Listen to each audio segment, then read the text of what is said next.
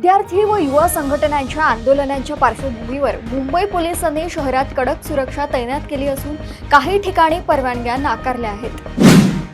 दिल्लीतील विद्यार्थी आंदोलनाच्या मुद्द्यावर आदित्य ठाकरे यांनी राज्य सरकारवर टीका करत आंदोलकांच्या भूमिकेला पाठिंबा दर्शवला। 31 जुलैपर्यंत आरोपपत्र दाखल न झालेल्या आंदोलकांशी संबंधित गुन्हे मागे घेण्याच्या शासन निर्णयाची अंमलबजावणी सुरू झाली आहे। राज्य मंत्रिमंडळाने लोकायुक्त कार्यालयातील पदरचना, पुण्यातील जमिनींसह विविध प्रशासकीय प्रस्तावांना मंजुरी दिली। सर्वोच्च न्यायालयाने महाराष्ट्रातील प्रलंबित जिल्हा परिषद निवडणुकांचे वेळापत्रक सादर करण्याचे निर्देश राज्य निवडणूक आयोगाला दिले।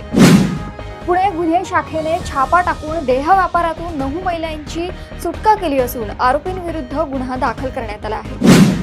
टोल माफी लागू असतानाही वांद्रे-वर्डी सागरी सेतूवर वाहनधारकांकडून टोल आकारला जात असल्याची तक्रार पुढे आली आहे। राज्यभरातील शाळा, महाविद्यालये आणि सरकारी कार्यालयांमध्ये उपमुख्यमंत्री अजित पवार यांच्या जयंतीनिमित्त विशेष कार्यक्रम आयोजित करण्यात आले। ट्रायकॉन समूहाने मँगचू सोबत भागीदारी करत अलिबागमध्ये नव्या साहसी पर्यटन उपक्रमांची घोषणा केली।